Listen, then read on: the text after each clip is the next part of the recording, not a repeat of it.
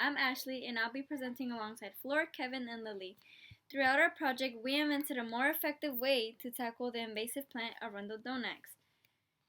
How can we target invasive plants without permanently debilitating the remaining native species? So what we learned is that California has spent $70 million so far in efforts to eradicate the Arundocide plant. This spending shows us that Arundo is a huge issue of both economic and ecological importance. Understanding this issue inspires us to look towards better solutions. But what is our problem? Arundocide, or giant cane, is a large grass that grows rampantly across America's wetlands. It's extremely difficult to remove from the land once it's taken root, and it spreads rapidly along waterways.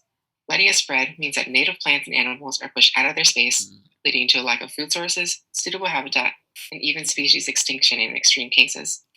Currently, people remove it either by hand, with heavy machinery, or chemical herbicides. And all of these solutions are nice, but they all have significant downsides. California conservationists cite it as one of the greatest ecological threats of our time. This is a map of California that shows us both the abundance and the spread of Arundocide.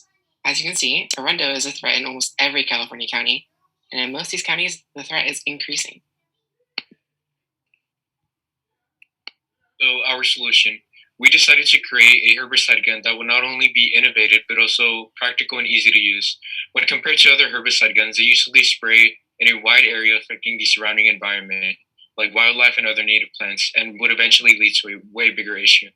However, our solution, the Arundocide gun, will provide a quick and easy injection to the stem of a plant, spreading glyphosate that would run down through the main stem of a plant and resulting in its death without affecting the surrounding environment. So basically, our project would work from a simple push of a button, which would start a series of movement in the microcontroller. This would then lead to the activation of the peristaltic pump, and finally, it would inject glyphosate into the plant.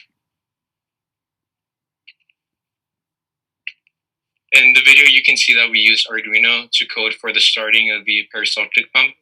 Once the button has been pushed, it would start coding in the Arduino.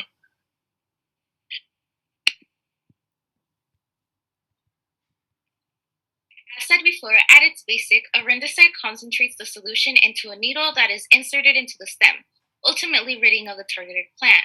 The container holds the herbicide that will be ejected from the needle, and the start button will commence the injection process. Unlike competitors, our product has the upper hand because it allows nearly all people of different strengths to make an impact, unlike the heavy and complicated products of our competitors. Apart from that, it is very easy to carry along the marsh and wetlands that Arundo can be found by. Arundocide will also not affect surrounding wildlife because the herbicide application is targeted to Arundo and not surrounding wildlife, which is key when it comes to environmental conservation.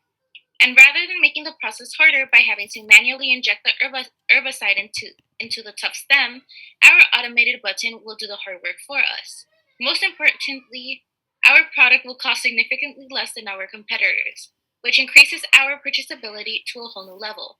Overall, our product satisfies efficiency, affordability, and accessibility, ultimately setting us apart from our competitors. Throughout the year, we learned how to communicate virtually, although sometimes motivation was low. We pulled through and were able to complete a product that we were happy with. We learned about local issues in San Diego that had to be addressed and how important sustainability and protecting the environment is. Now that you've heard everything about our presentation, we look forward to hearing and answering your questions. For further questions and inquiries, don't be afraid to reach out to any of the emails listed above.